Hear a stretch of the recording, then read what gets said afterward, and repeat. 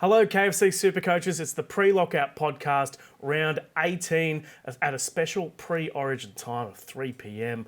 I'm Tom Sangster. We've got Wilson Smith with us as well. Big round last week, and you've moved up a fair bit in the rankings. Yeah, I had really been struggling towards the middle of the season, and I knew the origin period was where I had to sort of recover and gain some territory back, and I've moved up 15,000 ranks in the last 6 weeks. So Huge. Last week was really big for me. I'm into the top 5,000 now. Very nice. Well, I'm just outside the top 10,000. But I can tell you that last year's winner, Tim Moody, is up in the 30th or something. So he's a massive chance of going back to back. Trades this week. What are you thinking? It's a strange week. If some Origin players don't back up, I'm a genuine chance of not having 17 this week. I currently have 18 as it currently stands. I even if I have a few people ruled out late, I can definitely field a full team, and I've only got 5 trades left. So oh wow, that's why you've moved up. Spots. Yes, it's going to cling on from there. I'm actually probably not going to make any trades this week. I've got sort of one trade that I think is sort of a trade that I can use whenever I want, and I want to keep at least 4 for having to make a couple of changes if I have to, but. Yeah, probably not going to make any trades this week. Huge. Well, definitely 2 for me. I've got 13 left, so I'm going to go gang with 13? Yeah, well, I didn't really attack the buy too hard. I only had 9 on the field for the buy, which meant that I still moved up a little bit, but I didn't really keep up. I didn't get a score that would put me into that top echelon at all. So I'm trying to just build my team for the run home and hoping that every team gets hit with COVID, and then I've got trades at the end of the year. That's the plan. I'm going for depth. I'm not going with too many nuffs or anything like that. So that's my plan. I'm hoping for everyone to fall over, and I'll Bradbury it in at the end of the year. So I'm going Brandon Smith to David Fafita, which is an interesting one in that he's not very popular this week, which I'm surprised about. Cameron Murray is way ahead. I'm just worried about Murray backing up from Origin, playing late in the round. So if he does get ruled out, you're pretty much stuffed. You don't have anywhere to move. Whereas with Fafita, who I think is almost equally as good a buy, plays much earlier in the round and won't be backing up from Origin. Yeah, and looked pretty good in his return. Limited minutes and coming off the bench. So, he is playing for the Titans, who realistically haven't been looking too hot. So there's some risk there, but I'm with you. I'd be trying to avoid the Origin players if I can, just because a lot of them, I think, like the Panthers are going to be resting all of their stars. I think there's a good chance that a lot of players who were named actually do end up getting rested. Yeah, I agree. Having said that, I'm also bringing in Harry Grant this week as it currently stands, so I've gone completely against your own mind advice on that. But Caraz out of Grant is going to happen at some stage. It may not necessarily be this week. We'll keep an eye on the game tonight and late mail from there, but it will happen at some stage. I think it just makes sense, that trade. Heaps of questions coming through. I can see them popping up on my screen right here. Marcus is saying Cook and Grant are the best hookers, but what about Robson as a pod? The Cowboys' run home is pretty good. Look, I'm not really entertaining pods at hooker. I just think that Grant and Cook are so good that there's no reason to look elsewhere. Yeah, I'm the same. I do like him, but I think Cook and Grant are clearly just the best 2 hookers at the position, so... I don't think, I'm with you, I don't think that's a position where you want to be going with a pod. Ben is asking, should I move heaven and earth to bring in Joey Manu this week? Now, I've had Manu for a while. I like that he's playing at 5'8". The issue I've got is that Kiri was back at training today, so Kiri could easily be back at 5'8", and then Manu would move to centre. Still been doing really well at the centres, but certainly you want him in 1 or 6 going forward. Yeah, I've had him for a while as well. I wanted him through the Origin period, and he's been pretty good. He does score pretty well when he plays 5'8", but like you said, there is a chance he does move back to centre, which he also scores a lot at. So I do really like him. I'm not sure I'd be moving heaven and earth to get him, especially if you're low on trades, but I do think he's a decent buy. We'll get to other questions soon. We're going to run through the most purchased players.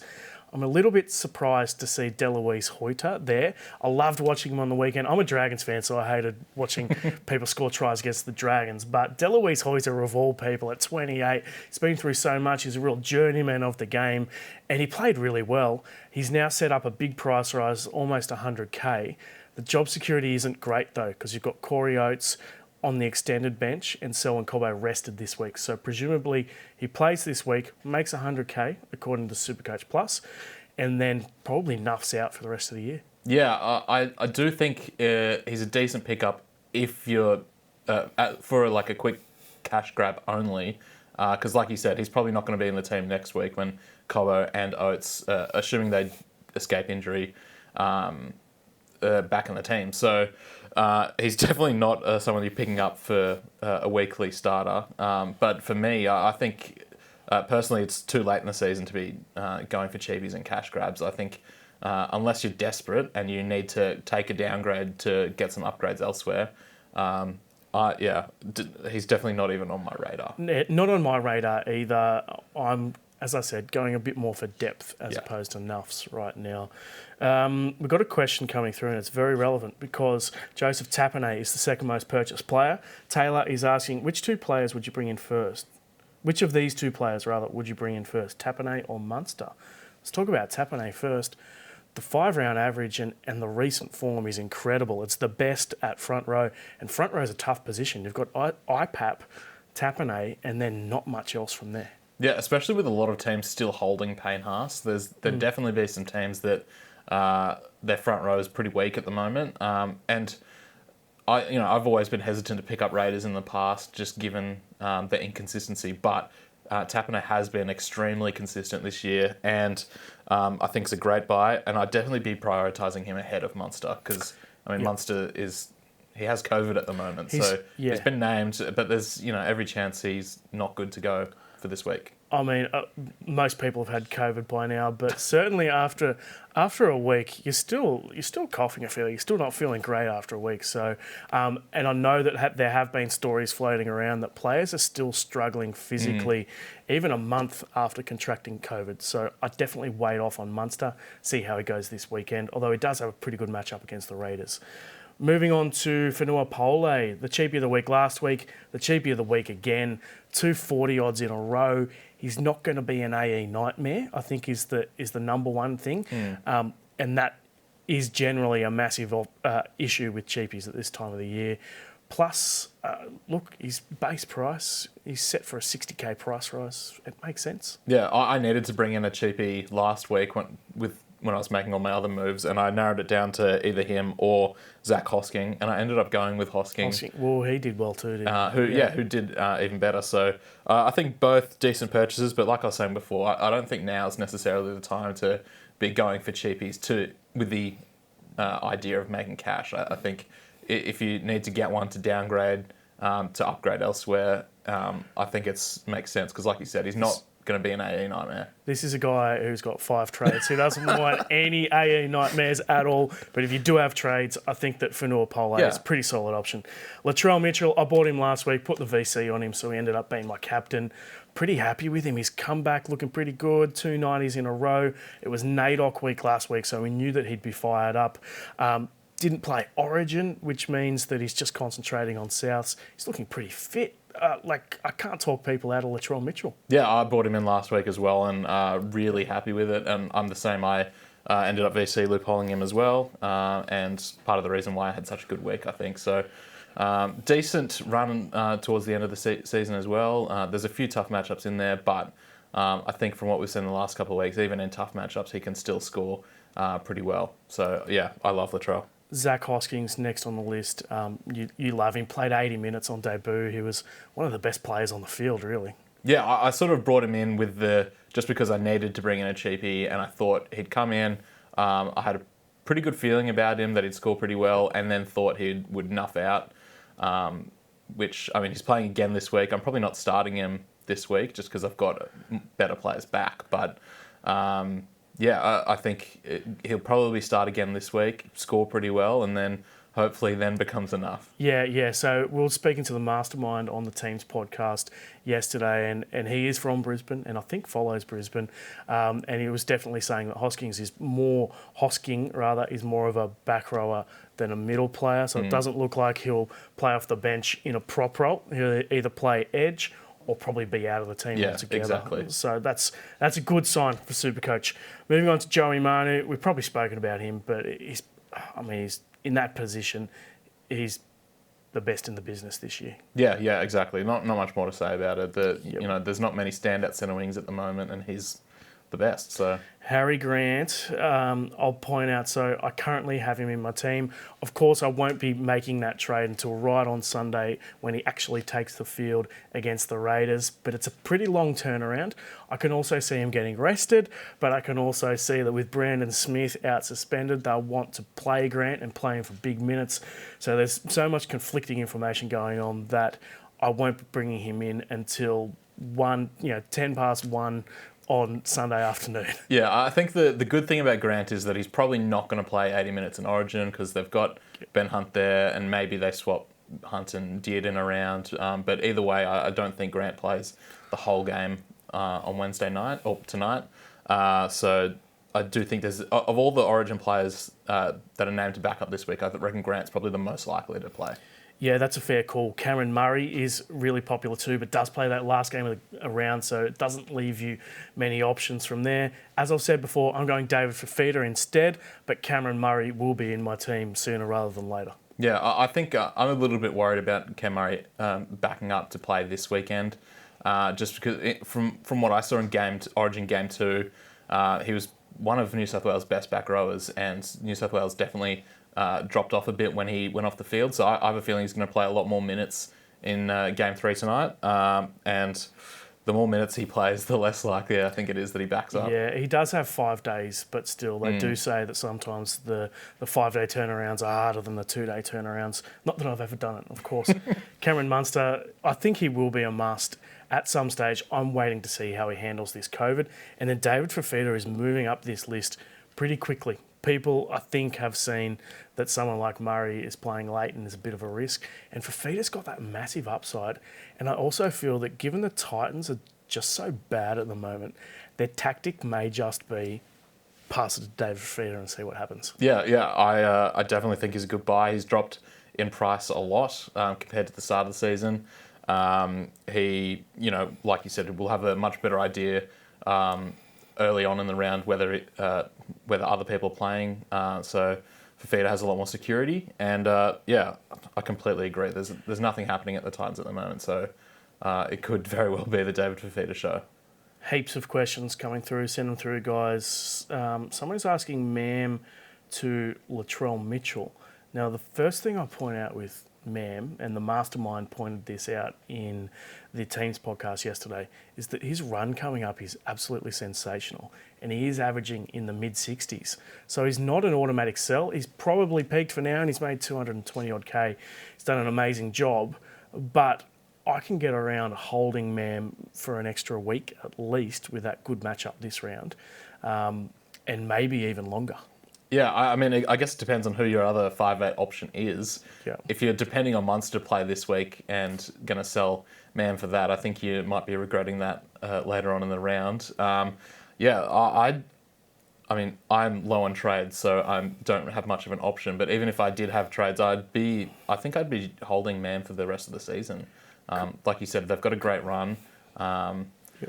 I'm pretty happy with my team elsewhere, so I'm not in a massive rush to sell him. And he's been scoring really, really well. So, yeah, if you can move him to Latrell, I don't hate that at all, but I don't think it's a must trade. Mam will become Munster for me at some stage. I think that's the plan anyway, but it won't be happening this week, that's for sure. Christian is asking Tapenate or David Fifita. How would you split those guys? It depends on team balance. I think prop is a tough position, and if you obviously you should have Isaiah Papali'i there, and Tapenate's the next best guy in that spot. But you could have Payne Haas as backup. I'm pretty happy playing Max King as backup this week, and then Haas will be back. So I'm avoiding Tapine for now and going with David Fifita, but that's a team balance decision. If you need someone in the front row, I'd be very happy getting Tapine in my team. Yeah, I think it depends how solid your team is overall as well. You know, if you're not really sweating the points and you just want someone who's reliable, then obviously Tapine is the guy you'd want. But if you need some upside, Fifita is that guy, but he's also a lot more risky. So if the safe option is definitely just to go with Tapine. Question from Aryan. He's asking, thoughts on Gagai's cheap option? He's under 400k. Look, he does go through these ups and downs during the season. He does often drop to prices like this. For me, I'm avoiding attacking players at the Knights. I don't think I can go there. But who knows? Origin Gagai could come out tonight and score 3 tries and everyone's going to want to be all over it. Yeah, but then he goes back to the Knights and stinks it up. So, Gagai started the year off really well, but hasn't done anything for months. So he is cheap, but I think I'd be avoiding him altogether. Trent King's asking, is Talakai a keeper for the run home? I'm holding him for the rest of the season. He probably doesn't play this week. He's been named out of the 17, and it's a really tough turnaround. It's 42 hours from full time in Origin until when the Sharks play. So I don't think he'll play, but we didn't play last week, and he's not going to play. Probably not going to play this week. I'm willing to just not have him for 2 weeks and then get him for the run home. Yeah, the Sharks do have a decent run, so when he is on the fields, start of the year, or the middle of the year, he was scoring really, really well, and he's definitely dropped off since then. Almost since that Manly game where he dominated, he hasn't really produced what we really expected from him. But I do think he can still do that in the run home. He's got the dual position now, which makes him a lot more desirable. And he only played 17 minutes off the bench in Origin game 2, so there is a chance he could still back up this week, but a few question marks over that still. We'll move on to the most sold players. Will Penasini's number 1 on that list, and I had it all locked in this week to sell Penasini. Then, of course, Brandon Smith goes and does what he did. Said some naughty words to the referee, and he's out for 3 weeks. So I'll be selling Brandon Smith instead of Penasini to go up to David Fifita. But certainly he was on my radar to sell. He's peaked. Unfortunately, the last couple of weeks he's just dropped a little bit and gone off the boil a touch, which means maybe he could go gangbusters this weekend. Certainly next week I'll be looking to sell him to Cameron Murray via Jules. Yeah, I wouldn't be going out of my way to sell him. I think he's dropped off a little bit just because Parramatta have dropped off in their usual mid-season collapse, but I do think Parramatta will, as finals are approaching, they'll start building again. And, he hasn't had the high ceiling, but he has been extremely consistent at the centre wing position. So, I sold him ages ago, just in anticipation of the first buy round. I wish I held him for last week, but I didn't. And, he's got to go eventually, but I wouldn't be rushing to do it. Yeah, he's been an incredible buy for SuperCoach, making basically 200k in his rookie season, really. I know he played a few games last year, but it's been a really strong rookie year for him. Brandon Smith, second most sold, makes sense, 3-week suspension in case you missed it last night. Ezra Mam, I think we've spoken about enough, but he is the third most sold. We're both leaning towards holding. Next is Payne Haas. I find this interesting. If you've held, basically the last 5 weeks has been a write-off for him since he got those 2 shoulder injuries. Plus, there's a couple of... there was the game off as well last week and the game off again this week. So essentially you've got 2 months of Payne Haas playing at like half rat power. But I think with these 2 weeks rest, he should be back next week, and I think he'll play big minutes in the run home. He should be rested up. He should be fit. I think he'll be a big factor at front row, and I wouldn't be selling Payne Haas this week. If you've held on this long, just hold for another week, and then hopefully he comes back and he can compete with guys like IPAP and Tapine in that front row position. Yeah, I completely agree. If you were going to sell him, you should have done it 2 weeks ago.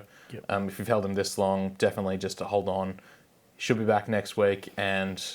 I don't think he will be putting up the kind of numbers that we were seeing at the start of the year and last year, but I still think he'll be scoring pretty consistently. Jacob Caraz is next on this list. I mean, you really should have done it last week and got someone in for the bye, but certainly he's peaked and he's done an amazing job for SuperCoach. Ryan Madison, interesting to see that he's a sell. I've got him in a similar boat to Haas in that he should be back next week from this rib injury, and in his position in the back row, he's third behind IPAP, who you should have in the front row, really. Then you got Murray, then you have Madison. So he's technically the second best back rower in SuperCoach this year. I don't know why he'd be selling when he's going to be back next week. Yeah, I mean, for a lot of last week, he was in the top 10 most purchased players until the late mail came that he was out. Maybe this is people who didn't reverse their trades last week and are getting rid of him, or maybe it's people who are just worried about his fitness. But like you said, he should be back next week. And even when he's been playing off the bench for Parramatta, he's been scoring really, really well. So I wouldn't be selling him.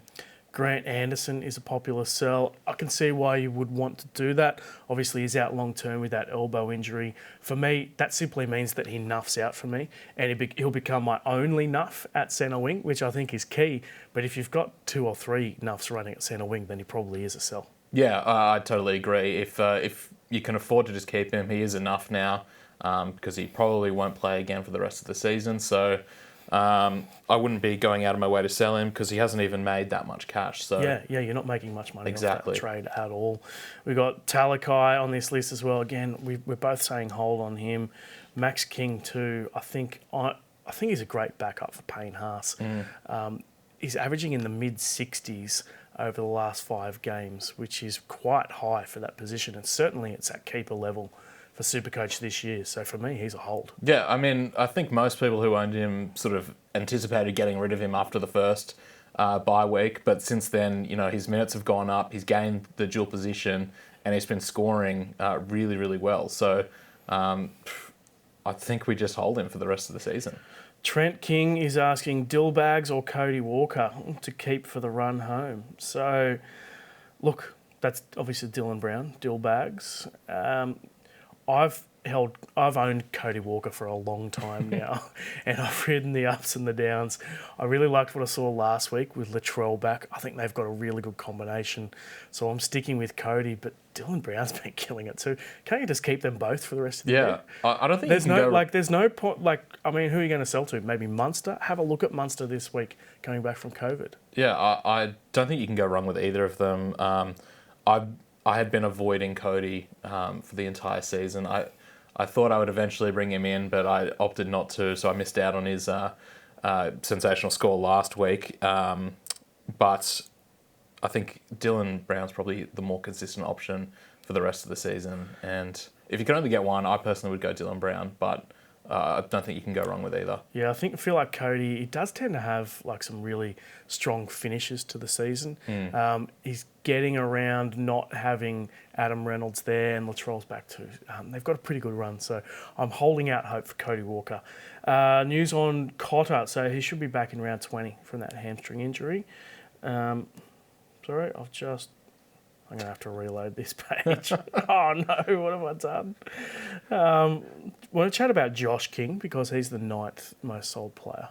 Yeah, I sold him ages ago, and since I sold, his minutes have gone down, and I think he's been a lot more inconsistent. So, if it comes down to selling either him or Max King, I'd definitely be getting rid of Josh.